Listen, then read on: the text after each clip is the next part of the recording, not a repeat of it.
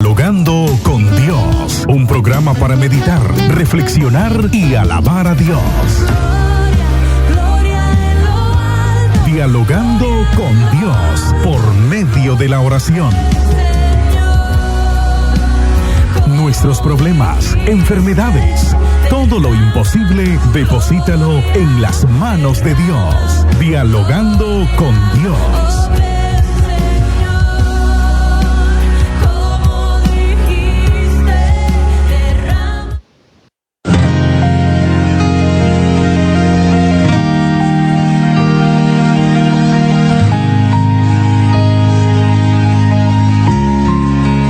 Dialogando con Dios.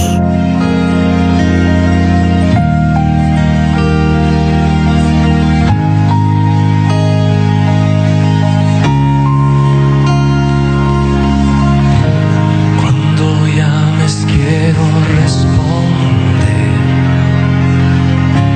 Cuando hables quiero escuchar.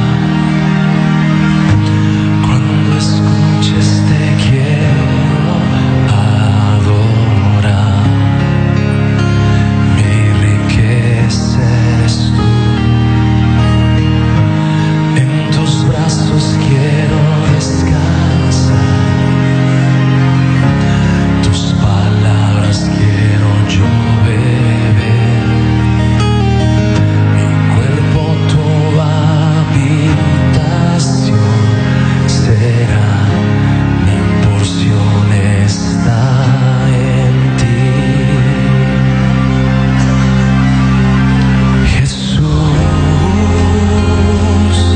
quiero ver tu gloria sobre mí caer. Jesús, te deseo. Jesús,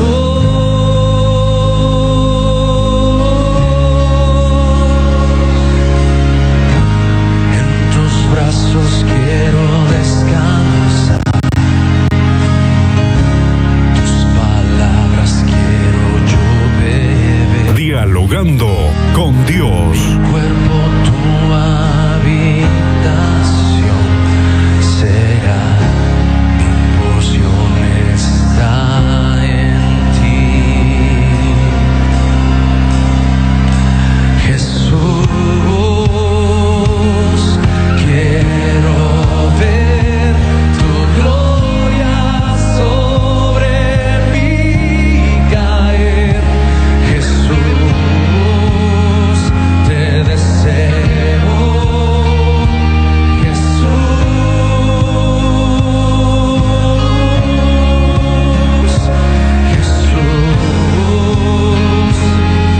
quiero ver tu gloria sobre mí caer.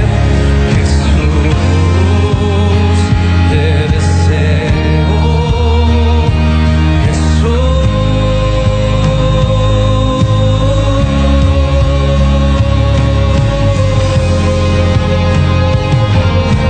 Dialogando con Dios.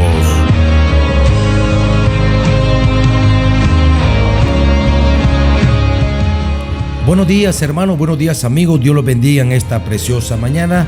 Enviamos saludos fraternos a las personas que normalmente nos siguen por las redes sociales y también algunas personas que nos siguen por la radio, ¿verdad? Por la sintonía de la radio, a la vez que pedimos a Dios que bendiga este medio de comunicación que está haciendo posible que la palabra de Dios llegue a sus hogares. Enviamos saludos al abogado José Luis Bejarano, enviamos saludos a Emir Alec, a Juan Gómez, también enviamos saludos al conductor de Chispazo Radial y a cada una de las personas pues que nos dan un like ahí en las redes sociales. Dios les bendiga, a la familia Bejarano, Joel Reyes, Mario Ruiz, que un fiel escucha. Dios te bendiga, Mario Ruiz, así también con Yader Peña, la familia García, Francisco Gamboa, la familia Ruiz, la familia Norori, la familia Hernández. Bendiciones pues a todas las personas que nos escuchan. Se me escapaba Briney, que siempre dice que está pendiente del programa, así también como Fernanda, Andrea y también a Yuniet. Bendiciones a todos ellos, también a Leonel Serrano, a Nelson y a todas pues las personas que nos están escuchando. Que Dios les bendiga en esta preciosa mañana. Vamos a reflexionar en un pasaje bíblico y leeremos para ello el capítulo 4 de Primera de Samuel. Vamos a leer el versículo 3, el 10 y el 11. Dice así la palabra de Dios, honrando al Padre, al Hijo y a su Santo Espíritu. Cuando volvió el pueblo al campamento, los ancianos de Israel dijeron: ¿por qué nos ha herido hoy Jehová delante de los filisteos? Traigamos a nosotros de Silo el arca del pacto de Jehová, para que, viniendo entre nosotros, nos salve de la mano de nuestros enemigos. Y envió el pueblo a Silo y trajeron de allá el arca del pacto de Jehová, de los ejércitos que moraba entre los querubines, y los dos hijos de Elí, Ofni y Finés, estaban allí con el arca del pacto de Dios. El versículo 10 dice: pelearon pues los filisteos, e Israel fue vencido, y huyeron cada uno cual a su tienda, y fue hecha muy grande mortandad, pues cayeron de Israel 30,000 hombres de a pie. Y el arca de Dios fue tomada, y muertos los dos hijos de Elí, Ofni y Finés. Amén. He escuchado algunas personas decir cómo expresaron estos ancianos. El libro de Samuel, que fue escrito aproximadamente en el año 930 a.C., y que supuestamente hay varios personas que pudieron haber escrito este libro. Uno de ellos es Samuel, Gad, quizás o Natán. Pero podemos darnos cuenta que a lo largo de la historia nos encontramos con muchas expresiones como esta. El pasaje bíblico que leemos relata claramente que Israel va a una guerra contra los filisteos, el pueblo escogido por Dios, el pueblo que Dios siempre le había prometido dar las victorias contundentes. Va a una guerra contra los filisteos, y dice la palabra de Dios que no le pudieron hacer frente, sino que perdieron la batalla. Es posible que muchas veces nos encontremos con personas diciéndoles y expresándole a Dios: Señor, ¿por qué me pasa esto a mí? Y muchas personas: ¿por qué me vino esta enfermedad? Hace unos días tuve una experiencia con una joven que empezó a hablar en contra de Dios porque se le murió su papá, y ella decía: ¿dónde está nuestro Dios? ¿Dónde está el Dios? Y comenzaron a hablar palabras necias. Porque eso es lo que nosotros observamos ahí. Dice la Biblia que los ancianos o los que regían el pueblo, cuando ellos miraron la derrota, ellos le dijeron: ¿por qué nos ha herido hoy Jehová delante de los filisteos? En otras palabras, no digerían la derrota. Pero tenemos que saber que hay muchas cosas que conducen a la derrota. Cuando nosotros vamos a ver paso a paso aquí en el pasaje bíblico, nos damos cuenta que esa derrota de los filisteos, esa derrota de los israelitas frente a los filisteos, fue sencillamente como una conclusión de un sinnúmero de errores que el pueblo de Israel iba teniendo, hasta llegar, como decimos, a tocar fondo. Es así que dicen los ancianos de Israel: vamos a traer el arca del pacto de Jehová. En una postura como quien dice, ya estando el arca del pacto, la presencia de Dios tiene que pelear por nosotros.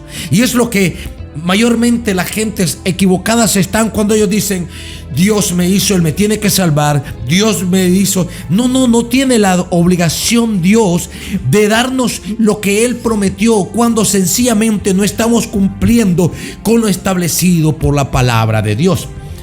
En los capítulos anteriores, nosotros vemos algo ahí. Dice la palabra del Señor en el capítulo anterior que los hijos de Elí, que eran sacerdotes y ministraban, y punto. Hay que tomar mucha nota en esto: aquellos que ministran delante del Señor.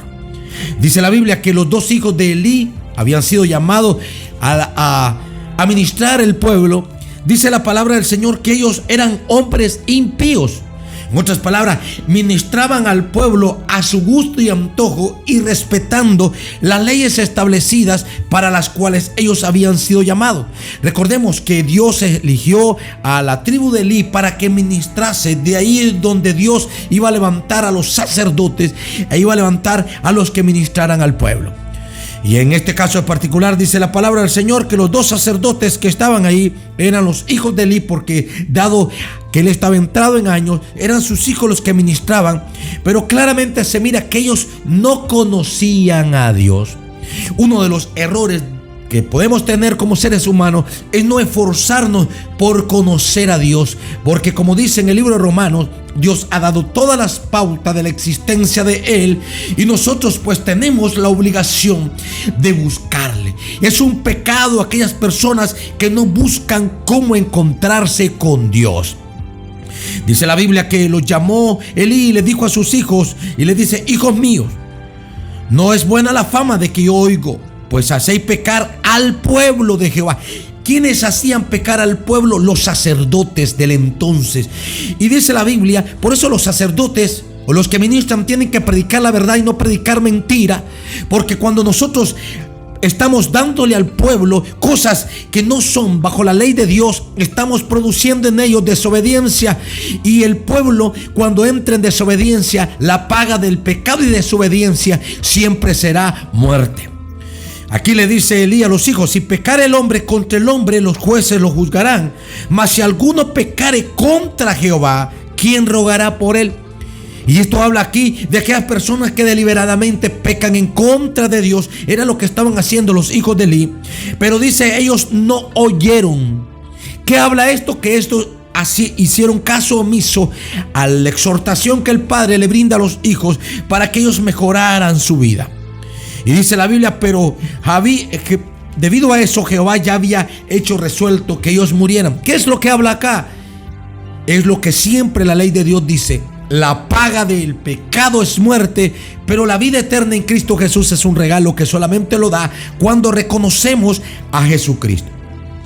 Otro texto muy importante que hay en el mismo de Samuel, y dice: por tanto Jehová el Dios de Israel dice: yo había dicho que tu casa y la casa de tu padre andarían delante de mí perpetuamente, mas ahora ha dicho Jehová: nunca yo tal haga, porque yo honraré a los que me honran y los que me desprecian serán tenidos en poco. Esto habla de que nosotros quizás tengamos la elección: si honramos a Dios, seremos recompensados. Si nosotros hacemos lo contrario, entonces dice la Biblia, entonces Dios dará el pago. Y es así de que estos hombres habían hecho que Israel entrara en el pecado. Y vuelvo y digo, nosotros tenemos que obedecer la palabra de Dios. La palabra del Señor dice: ay de aquel que le ponga o le quite a la escritura.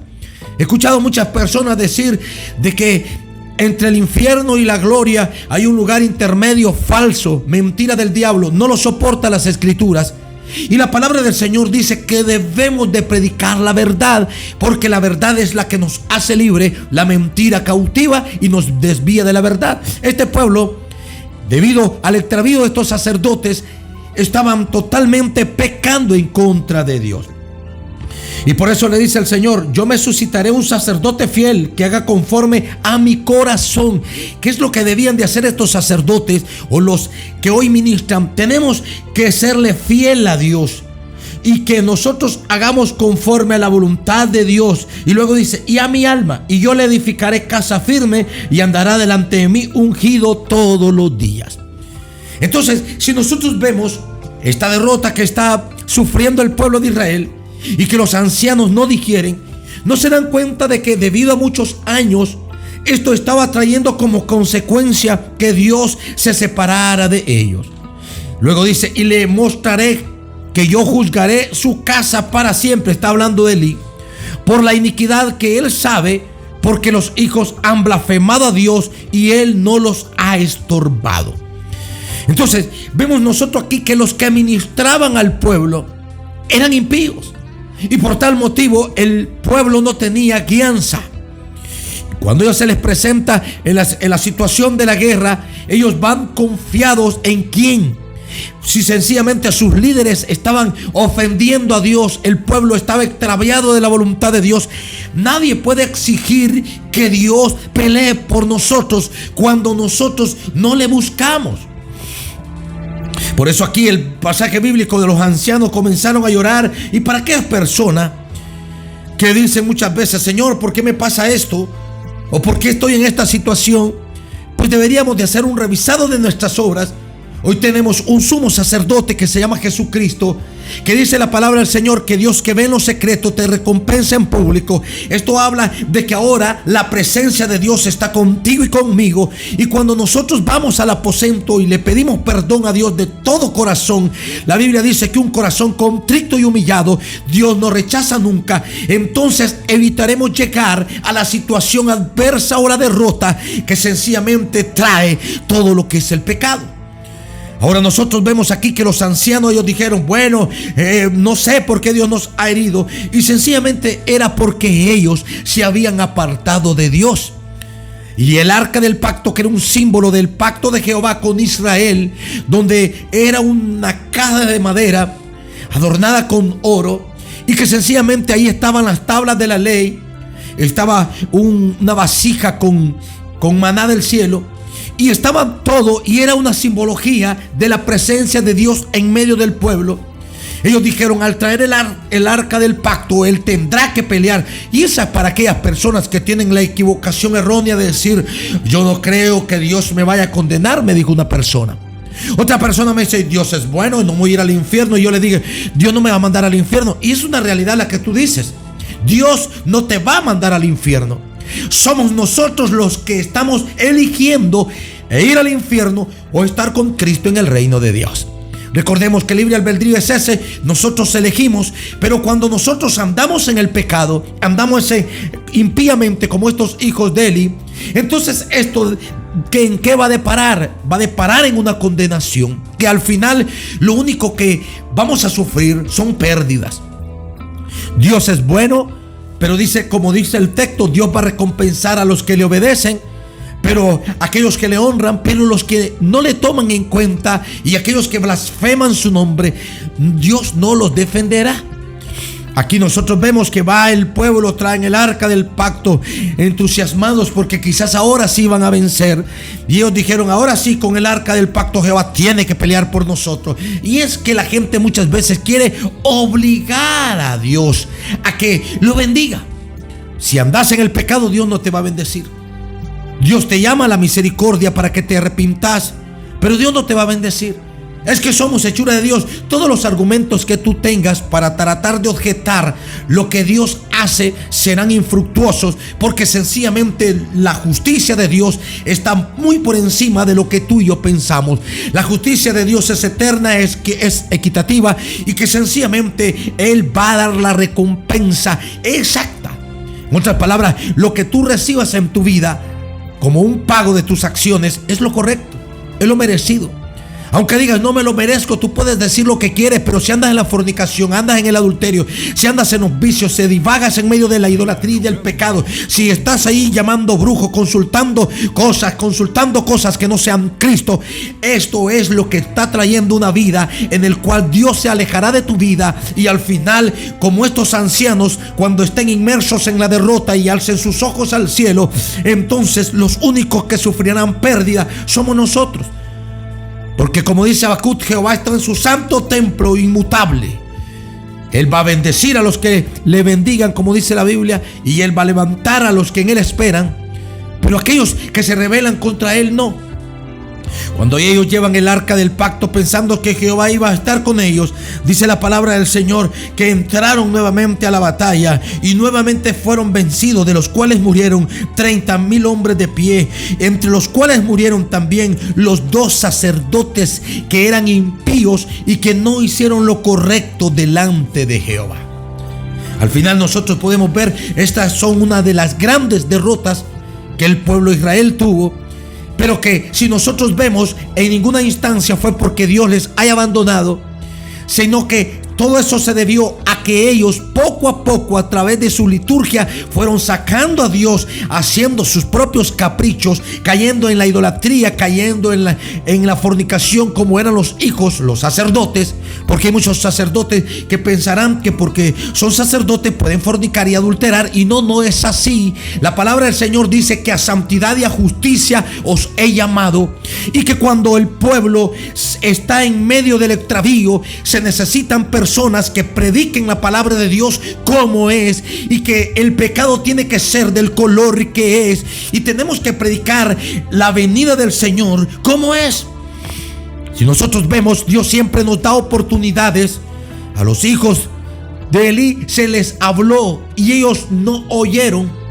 Si tú me escuchas en esta mañana, quién sabe cuántas veces has escuchado una palabra hacia tu vida, o quizás una que otras personas donde nos haga ahí, nos hable al corazón, y el único propósito que tiene Dios es que nos volvamos a Él. Como dice la palabra del Señor en el libro de Job, que el Señor siempre, cuando tú duermas, Él te tratará de enseñar su consejo, y Él tratará de reivindicarnos cuando nosotros reconozcamos el deber que tenemos. Porque muchas personas escucho, yo no tengo deber. ¿Cómo no? Tenemos un deber de obedecer al que nos creó. Tenemos un deber de aceptar las leyes de Dios porque queremos avanzar. En otras palabras, queremos salir del pecado y entrar a la santidad y a la justicia, que son el único camino que nos puede llevar hacia Jesús. La palabra del Señor dice que sin santidad y justicia nadie verá al Señor.